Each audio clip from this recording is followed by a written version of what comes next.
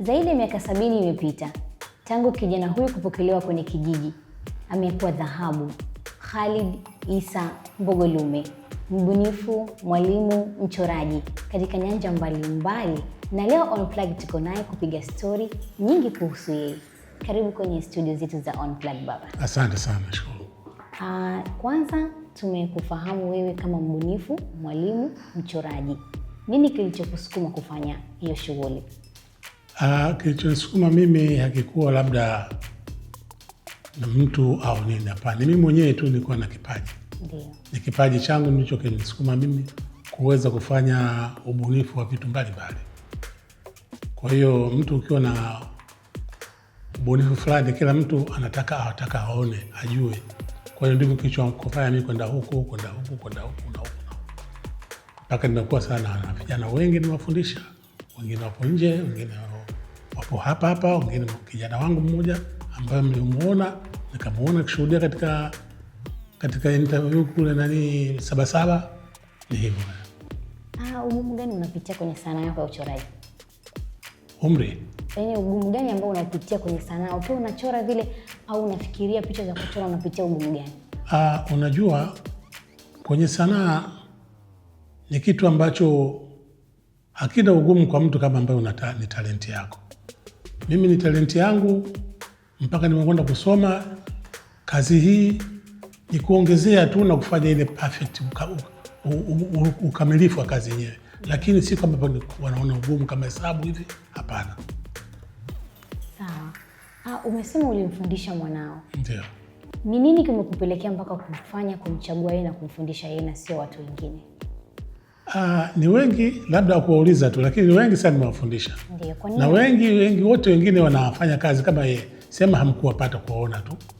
Na yeye ni mmoja wapo ambaye kwa vile ni kijana wangu, anakaa hapo na mimi pamoja, ameweza kuchukua mpaka siri za ndani za kazi hii ya uchoraji. Kwa mfano kama uchanganyaji rangi.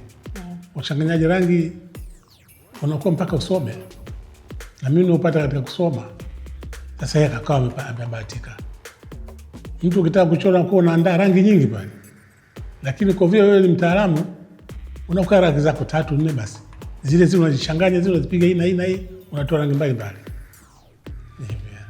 Tunataka tujue historia yako ya ulivyosoma. Wapi ulipoanzia mpaka ulipofikia sasa hivi? Mimi nilisoma kama vijana wengine wanaosoma darasa la kwanza mpaka la 8. Ndio. Nikaingia shule ya msingi, baada sekondari. Baada ya sekondari nilisoma mpaka kwenda nje. Nikarudi, nikapata mafunzo zaidi yale ya kujitafutia mwenyewe. Kwa mfano kama zamani pale Mnazi Mmoja, lile cooperative building ile. Ndio. Palikuwa na kitengo cha university. College of Dar es Salaam kilikuwa pale. Wao walikuwa wanafundisha masomo mengine pamoja na fine art.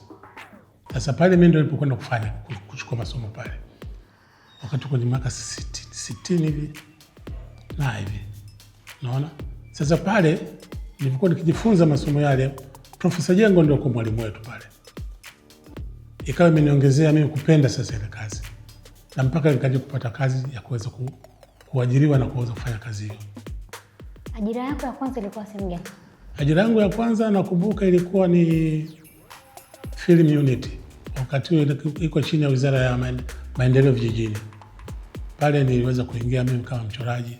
Tunachora vitabu vya wanafunzi vya illustrations, mazungumzo baada ya habari, unaona, picha zile za hospitalini, vitu mbalimbali kama vile vya wizara. Na tunataka kujua pia, je, una ofisi yako ambayo ulishawahi kuifungua ikawa hii ni sehemu ya ubunifu tu wa uchoraji, au nilikuwa unafanya ajira kwenye ofisi za watu mbalimbali? Mimi nimefanya ajira katika Printpack. Printpack wakati huo inaitwa Tanganyika Standard. Pale niliajiriwa mimi kama mchoraji wa commercial art. Na nikafanya kazi kwa muda wa miaka fulani. Baadaye serikali ilitaifisha vile vitengo vya printing. Ilikuwepo commercial, ilikuwepo Kiuta, ikawepo Printpack, na ikawepo Kibo Paper. Sasa mimi nilikwenda Kibo Paper. Kule ndiko chukulia zaidi mambo ya commercial art, kuchoraji wa lebo za machupa ya orange squash nini, makopo ya nani ya bidhaa mbalimbali, unaona, maboksi ya viatu, maboksi ya mashati, maboksi ya nini, vitu kama vile vinavyopatikana katika maduka, maboksi ya biskuti, vitu kama vile yote nilikuwa ni design sana. Na baadaye tena nikapeleka nje kwenda kusoma tena kwa ajili ya kupata mambo ya upewa kuona nini mambo ya printing katika unajua tukiwa una print lazima ujue rangi na rangi fulani zikiangukiana zitazaa rangi fulani. Sasa ina uzito kiasi gani? Kwa mfano unataka kijani nyepesi, kijani nzito.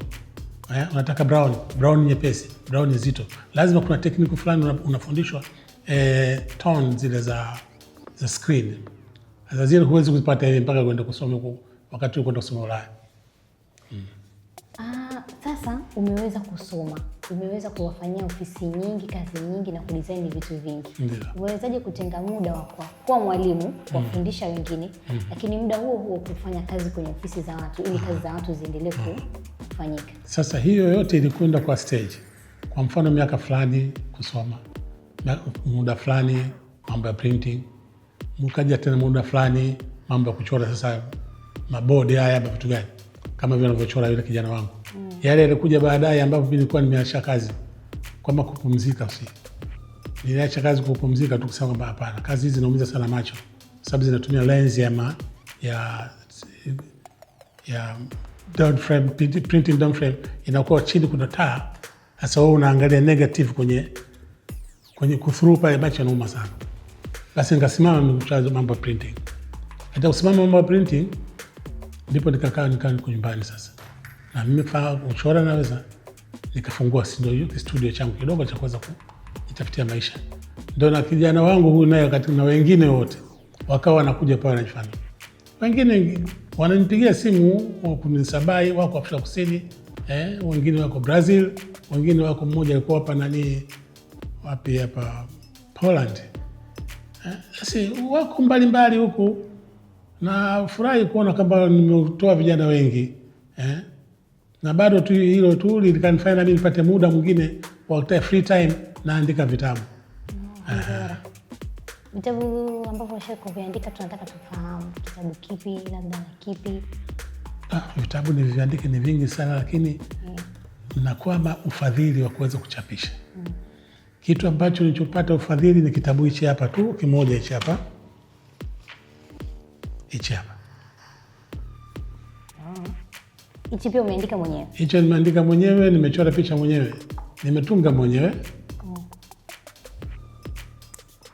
Hongera, kama tunavyoona kitabu hichi.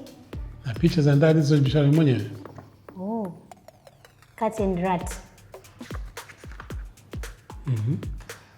Kwa hizi zote umechora mwenyewe? Hizi nimechora mwenyewe. Na nimechora mimi hizo kwa kufuata na uzito na printing itakuwa. Hongera sana. Kwa sasa hivi mtu akakupa challenge yoyote, mfano nikakwambia katika sanaa yako yote ya uchoraji hivi unavyochora, ulitamani nani umchore? Yaani siku moja ulitamani umchore nani kwenye maisha yako?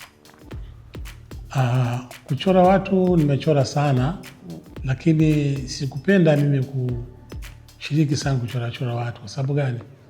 Mtu hata ukimchora ukiweza kumpatia mwingine sawa umkosea. Sasa mimi sikuenda kwenye mambo ya kuchora. Nimechora picha, kama mfano nilichora picha moja Bititi nikaiuza kwa TNP kwa $500,000. Kwa Bititi Mohamed. Nilichora picha yake mimi mama. Wakawauzia watu wa TNP kwa sababu walikuwa wanamtaka kumfanya kama vile nini model fulani katika shughuli zao. Na inakaa katika ofisi ya director wao. Sasa hivyo naambia tuchoree ile picha, niliwachorea vile vile kama ilivyo na walifurahi. Na bei ilikuwa kubwa sana.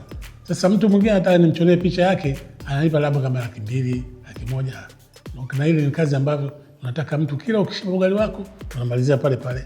Kila ukishiba ugali wako unamalizia pale pale. Sasa ni kazi ngumu kidogo.